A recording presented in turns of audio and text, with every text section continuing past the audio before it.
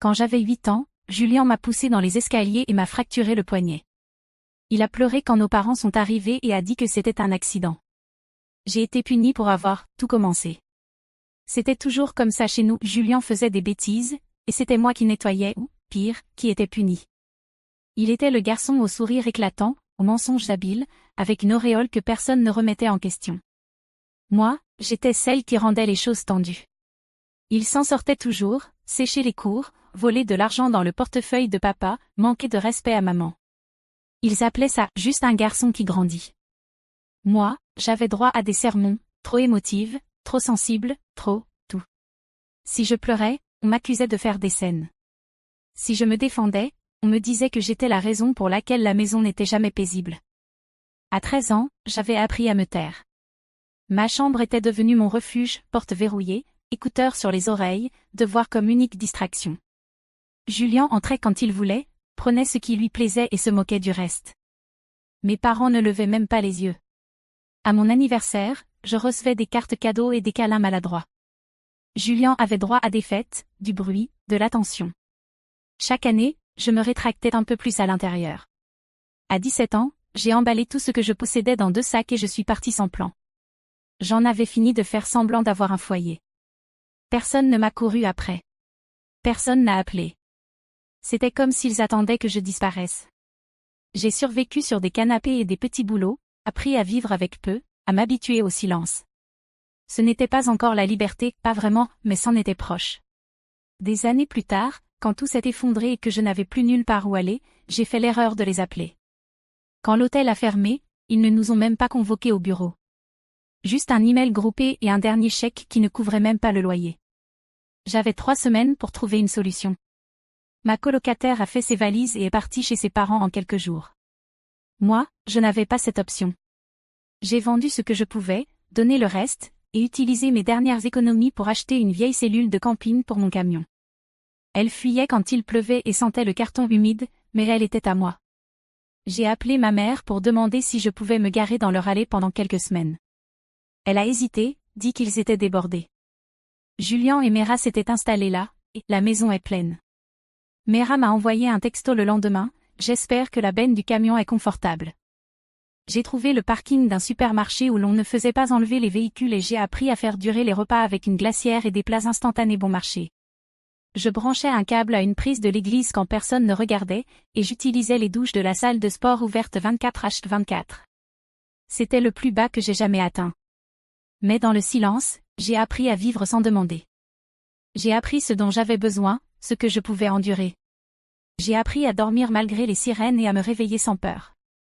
Je ne le savais pas encore, mais cette cellule, celle qu'ils avaient tant moquée, était la première chose que j'avais réellement possédée. Le travail est arrivé grâce à une connaissance d'un ami, dans un entrepôt de livraison, dans la ville voisine. Ce n'était pas glamour, des cartons, des chariots élévateurs, des débuts à l'aube, des nuits tardives, mais ça payait plus que le salaire minimum et on ne posait pas trop de questions. Le responsable, un homme grand nommé Ron, au visage tanné par le soleil et au rire de fumeur, a jeté un coup d'œil à la cellule de mon camion et a simplement hoché la tête. Je me suis garé près de la clôture arrière, là où personne ne regardait jamais. Personne ne disait rien tant que j'arrivais à l'heure et que je ne me plaignais pas. La routine m'a sauvé. Mes journées commençaient avant le lever du soleil. J'enfilais des gants, chargeais des palettes, baissais la tête. Personne ne se souciait de qui j'étais ou d'où je dormais. Ils voulaient juste que je sois là, que je fasse ma part. Et je l'ai fait. Toutes les heures supplémentaires que je pouvais prendre. Tous les week-ends que personne ne voulait. Je n'avais nulle part où aller, et le travail m'empêchait de me perdre dans mes pensées. Quand il a commencé à faire froid, Ron m'a laissé tirer une rallonge depuis le bâtiment pour brancher un petit chauffage. Je lui ai dit que je travaillerais gratuitement le dimanche pour payer l'électricité. Il m'a fait un geste de la main pour dire non, mais j'ai travaillé les dimanches quand même. Petit à petit, j'ai réussi à constituer un petit compte épargne. J'ai acheté de nouveaux pneus, remplacé l'isolation de la cellule du camion, pris un abonnement à la salle de sport juste pour pouvoir me doucher. Le week-end, je m'asseyais dans la cellule avec une boisson chaude, écoutant la pluie tambouriner sur le toit, et je me sentais étrangement en sécurité. Ce n'était pas juste un abri. C'était à moi. J'ai gardé mon monde petit. Aucun appel à ma famille, aucune mise à jour sur les réseaux sociaux. J'ai cessé de me soucier du fait que quelqu'un sache si j'existais. Ce silence, autrefois étouffant, était devenu ma liberté. Les mois ont passé ainsi, calmes et disciplinés. Puis, un après-midi, après une longue journée de travail et une marche tranquille jusqu'à mon camion, je suis tombée sur une annonce affichée sur le mur de la salle de pause. Une maison, petite, proche, abordable. J'ai failli ne pas prendre le numéro, mais ma main s'est tendue avant que je puisse l'en empêcher. La maison n'avait rien de spécial, une habitation préfabriquée avec 3 chambres, un revêtement extérieur décoloré, une marche d'entrée affaissée, mais il y avait de la plomberie, un vrai toit, et des murs qui allaient m'appartenir. J'ai mis presque chaque centime que j'avais économisé dans l'apport initial et j'ai pleuré sur le parking de l'agence de prêt après avoir signé les papiers. Pas de tristesse, mais un mélange d'épuisement, de soulagement, d'incrédulité. Je n'ai rien dit à personne pendant plusieurs jours. Je passais simplement devant le soir, la regardant reposer tranquillement sous la lumière pâle du porche, comme si elle m'attendait pour rentrer à la maison. Quand j'ai enfin emménagé, j'ai dormi à même le sol la première nuit, enroulé dans 2 couvertures, avec un petit chauffage qui bourdonnait à côté de moi. C'était le meilleur sommeil que j'avais eu depuis des années. Le lendemain, j'ai garé le camion à l'arrière et j'ai descendu la cellule de la benne. Je l'ai nettoyée, recouverte d'une bâche, et laissée là, près de la clôture, comme un rappel silencieux du chemin parcouru. Une semaine plus tard, sur un coup de tête, j'ai posté une photo sur Facebook, juste la lumière du porche et le numéro de la maison, avec la légende « J'ai construit cette vie depuis l'arrière d'un camion ». Je ne m'attendais à rien. J'ai eu quelques likes, un message d'un ancien collègue. Puis le silence. 3 semaines plus tard, ils sont arrivés. Julien et Mera, mes parents, tous debout sur mon porche comme s'ils arrivaient à une réunion de famille. Je ne leur avais jamais donné mon adresse. Ils ne m'avaient jamais demandé s'ils pouvaient venir. J'ai ouvert la porte, stupéfaite, et ils sont tous entrés avant que je ne puisse dire un mot. Ils ont arpenté les pièces comme des touristes visitant une maison témoin. Mera a chuchoté quelque chose à l'oreille de Julien et a gloussé. Ma mère a hoché la tête, souriante. « Tu as beaucoup d'espace pour une seule personne », a-t-elle dit en passant ses doigts le long du mur du couloir. Mon père se tenait dans la cuisine, regardant autour de lui comme s'il réaménageait déjà les placards. Je n'ai pas dit grand-chose, je les ai simplement suivis de pièce en pièce, le cœur battant, la bouche sèche. C'était comme assister à une lente invasion. Lorsqu'ils ont enfin quitté la maison, Julien est resté un moment près de la porte, la main posée sur le cadre. « Parlons bientôt », a-t-il dit. « J'ai quelque chose que tu voudras entendre. » Julien est revenu le lendemain après-midi, seul cette fois, avec un café à emporter à la main, et cette confiance désinvolte qu'il portait toujours comme une veste. Il n'a pas frappé, a juste toqué une fois et est entré comme si c'était encore notre maison d'enfance, et que j'étais juste là temporairement. J'y ai réfléchi, a-t-il commencé en s'installant sur ma chaise de cuisine comme si elle lui appartenait. Cet endroit nous conviendrait bien. Plus près de mon boulot, meilleur quartier scolaire. Tu as des chambres en trop. Il a pris une gorgée et a souri comme s'il venait de m'offrir un billet gagnant à la loterie. Au fait, Mera est de nouveau enceinte. Donc oui, on aurait vraiment besoin de l'espace. Je l'ai fixée, attendant la chute de la blague. Elle n'est jamais venue. Évidemment, tu serais toujours là, a-t-il poursuivi en agitant la main comme si tout cela avait déjà été approuvé. Mais on aurait besoin de la chambre principale pour le bébé. Tu pourrais prendre la plus petite chambre ou, franchement, retourner dans la cellule du camion pour l'instant. Tu étais à l'aise là-dedans avant, non? Je n'ai rien dit. Il s'est adossé à la chaise, tapotant la table du bout des doigts. Il faudrait quand même un peu de structure, évidemment. Des heures de silence, pas d'invité sans notre accord. On partagerait les courses, mais Mera cuisine, donc c'est un plus pour toi. C'est là que quelque chose en moi s'est brisé. Pas violemment, pas théâtralement, mais comme un fil tiré trop fort, trop longtemps. Je me suis levée, les paumes à plat sur la table, et j'ai regardé mon frère droit dans les yeux. Non, ai-je dit. Il a cligné des yeux, confus. Qu'est-ce que tu veux dire par non? Je veux dire que vous n'allez pas emménager. Tu ne vas pas réorganiser ma maison. Tu ne vas pas établir les règles, et je ne vais pas dormir dans une cellule de camion pour que toi et Mera puissiez jouer à la petite famille dans quelque chose que vous n'avez pas mérité. Son sourire vacilla. Céleste, sois raisonnable. J'ai été raisonnable toute ma vie. J'ai été raisonnable quand maman t'a laissé mentir en disant que tu ne m'avais pas brisé le poignet. J'ai été raisonnable quand tu as emprunté mon fonds pour l'université pour ton idée d'entreprise. J'ai même été raisonnable quand vous m'avez laissé vivre derrière un entrepôt sans même vous soucier de savoir où j'étais. Il ouvrit la bouche pour répliquer, mais je ne le laissai pas faire. C'est ma maison. À moi. Vous n'avez pas le droit d'entrer et de me l'enlever. Julien partit sans finir son café. Et pour la première fois depuis des années, le silence qui suivit me sembla être un choix. Un jeudi après-midi, je rentrai dans l'allée et sentis aussitôt que quelque chose n'allait pas. Mon paillasson était de travers.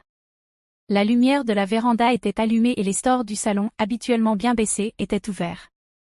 J'essayai ma clé dans la porte d'entrée. Elle ne rentra pas. Je retentai, plus lentement, la main tremblante. Toujours rien. Je fis le tour de la maison et vis le camion de Julien garé sur le trottoir, la benne baissée. À travers la fenêtre, j'aperçus Mera empilant des cartons dans mon couloir, comme si elle y avait toujours vécu. Julien apparut derrière elle, tenant l'une de mes couvertures. Ils n'étaient pas simplement venus visiter. Ils avaient emménagé. Je toquai fort une fois, 2 fois. Mera tourna la tête, un sourire narquois aux lèvres. Julien arriva à la porte, sans même masquer son assurance. « Qu'est-ce que vous faites là » dit-il, comme si j'étais l'intruse. « C'est ma maison » répondis-je, la voix glacée. Il brandit un papier plié, déjà froissé et taché. « Tu as signé ce contrat de location. Tu as dit qu'on pouvait s'installer un moment. » Mon nom y était griffonné. La signature n'avait rien à voir. « Tu as falsifié ça » dis-je. Mera s'avança, les bras croisés, le ventre légèrement arrondi. « Arrête d'en faire tout un drame, Céleste. Tu as laissé la porte grande ouverte. Nous, on a juste officialisé les choses. » Je sortis mon téléphone et commençai à filmer. Julien tenta de bloquer l'objectif, mais je persistai. « Vous commettez un délit. Et vous avez forcé ma serrure, dis-je calmement. » Mera bondit en avant et me frappa le téléphone des mains. Il heurta violemment le sol, toujours en enregistrement. J'appelai la police. Ils arrivèrent en 10 minutes. Je leur montrai mon titre de propriété, les textos, même le post Facebook avec le numéro de la maison et la date. Julien bafouillait, tentait encore une fois de faire valoir le faux contrat. Mera injuria les officiers et m'accusa d'avoir abandonné le bien. Rien n'y fit. Ils furent sommés de partir sur le champ. Les policiers restèrent en retrait pendant que Julien et Mera, silencieux, traînaient leurs cartons jusqu'au camion. Mera marmonnait des menaces. Quand la porte se referma derrière moi, l'air dans la maison était encore chaud. Je verrouillai 2 fois et restai dans le couloir, le cœur battant, comme si même les murs devaient réapprendre à qui ils appartenaient. Je postai la vidéo, sans légende, juste Julien agitant ce faux contrat, Mera brisant mon téléphone, et ma voix, calme et posée, qui dénonçait leurs agissements. Au début, je pensais que personne ne réagirait. Puis les commentaires arrivèrent. Des cousins que je n'avais pas revus depuis des années me contactèrent. Une tante de Californie écrivit « Tout prend sens maintenant. Je me demandais toujours pourquoi tu avais disparu. » Des collègues me dirent « Bravo. Ça en prend du courage. » Pendant ce temps, Mera disparut des réseaux sociaux. Julien se fit silencieux. Mes parents ne publièrent plus de photos de brunch dominicaux. Leur silence en disait plus long que n'importe quel mot. Puis, un soir, mes parents se retrouvèrent sur ma véranda. Sans avertissement, sans excuse. « Julien traverse une période difficile » dit ma mère. « Ça ne fait qu'empirer les choses. »« Tu as prouvé ton point » ajouta mon père. « Peux-tu simplement laisser tomber ? Pour la famille ?» Je les regardai, et pour la première fois, je ne reculai pas. « Je le fais pour la famille » dis-je. Pour celle qui n'a jamais essayé de me voler. Ils restèrent sans voix. À ce moment précis, Naomi, ma cousine, arriva dans l'allée. Elle sortit de la voiture et se tint à mes côtés, discrètement, sans un mot. Ce fut la dernière fois que mes parents tentèrent de me culpabiliser. Ce week-end-là, je fis un double des clés pour Naomi. Une semaine plus tard, Julien me texta comme si rien ne s'était passé. « Hey, on peut parler ? C'est à propos des enfants et du loyer. » J'acceptai de le voir dans l'allée. Il arriva seul, les mains dans les poches, le regard fuyant. Il expliqua que Mera ne travaillait pas. Que les enfants grandissaient vite, lait en poudre et couches étaient chers. Ils avaient pris du retard. Il ne pria pas de réemménager, demanda juste de l'argent. Même quelques centaines par mois m'aideraient, dit-il, d'une voix basse et exercée. Je ne haussai pas la voix. Je ne m'énervai pas. Je lui montrai mon tableau Excel, expliquai la taxe foncière, l'assurance, les réparations déjà effectuées. Je lui présentai la liste des revenus et locataires, j'avais commencé à louer la chambre à l'arrière et le studio du sous-sol à 2 collègues. Silencieuse, respectueuse, payant à l'heure. Je n'ai pas d'argent à donner, dis-je simplement. Je n'ai pas acheté cette maison pour servir de banque à quelqu'un qui a essayé de me la prendre. Julien ne répliqua pas. Il hocha seulement la tête, les lèvres serrées, puis retourna à son camion. Quelques jours plus tard, Mera passa en voiture et hurla à ma fenêtre, voleuse, traîtresse, sorcière froide et stérile. Je restai à l'évier, la regardai à travers le rideau, immobile. Plus tard ce jour-là, mes locataires arrivèrent avec valises et sacs de courses. L'une d'elles m'apporta un pain qu'elle venait de cuire, sans que je ne le demande. L'autre arrosa la pelouse chaque matin avant le travail. La maison semblait différente, pleine, mais paisible, habitée, mais sereine. Cette nuit-là, j'ouvris la bâche sur la cellule du camion et l'aériai. Je ne savais pas encore que j'en aurais de nouveaux besoins. Mais pas pour moi. Quand les résultats sont arrivés, quelque chose s'est brisé en Julien. Mera ne l'a pas bien pris. Elle a lancé des objets, hurlé sur lui devant les enfants. Quand leur aîné a essayé de s'interposer, elle s'est retournée contre lui aussi. Quelqu'un a appelé la police. Ils l'ont trouvée dehors, pieds nus, tremblante, criant dans la nuit. Elle a été emmenée, et Julien est resté là, debout dans l'allée, tenant la main de son fils. Je ne l'ai pas contacté. Je ne me suis pas réjouie. Je n'en avais pas besoin. Le divorce a été rapide. Mera a disparu apparemment en Arizona. Elle n'a pas emmené les enfants. Julien est retourné vivre chez nos parents. J'ai entendu dire qu'il parlait à peine. Mes parents ont cessé de se montrer à l'église. Plus d'excuses. Plus de fanfaronnades. Je me suis assise sur ma véranda ce soir-là, une boisson chaude à la main, écoutant le silence. Ni heureuse, ni en colère, juste en paix, juste au bout du chemin. Et puis, quelques jours plus tard, Julien est revenu sur le pas de ma porte.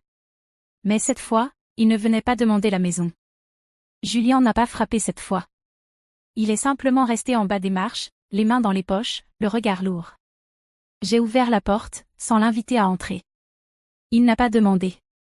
Je ne suis pas là pour demander la maison, dit-il. Je sais que je n'en ai plus le droit.